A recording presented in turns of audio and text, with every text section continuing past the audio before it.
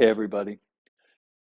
In just over 3 weeks, I'm going to be riding my bike from where I am right now, Blue Mounds, Wisconsin, just outside of Madison, 550 miles, all the way to Toronto, Canada, to go receive teachings from Mingyur Rinpoche. In the last video, I spoke a bit about selecting this bike for this trip. Primary reason that I am taking this bike is that it's the bike that I have. In the last video, I talked a bit about the small wheels and their advantages.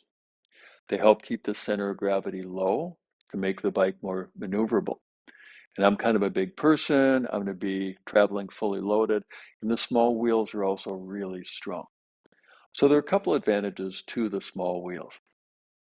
Sometimes people ask me, well, with these small wheels, don't you have to pedal real fast? And the answer is, no, I don't. The bicycle is geared so that I pedal at normal speed to go a normal speed. The gearing compensates for the small wheels.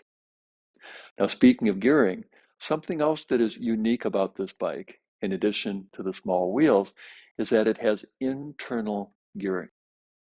Most bikes are going to have a derailleur, and they're going to have a cassette with many different gears, and this bike doesn't have any of that. It just has the one gear on the outside.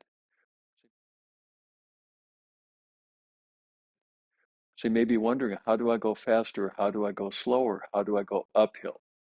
The gearing is inside the hub. This is an 8-speed hub. All the gears are inside. And many years ago, I chose this drivetrain because it is so impervious to weather. In a future video, I'm going to talk a little bit more about how am I packing and then what am I taking for about a 2-week trip.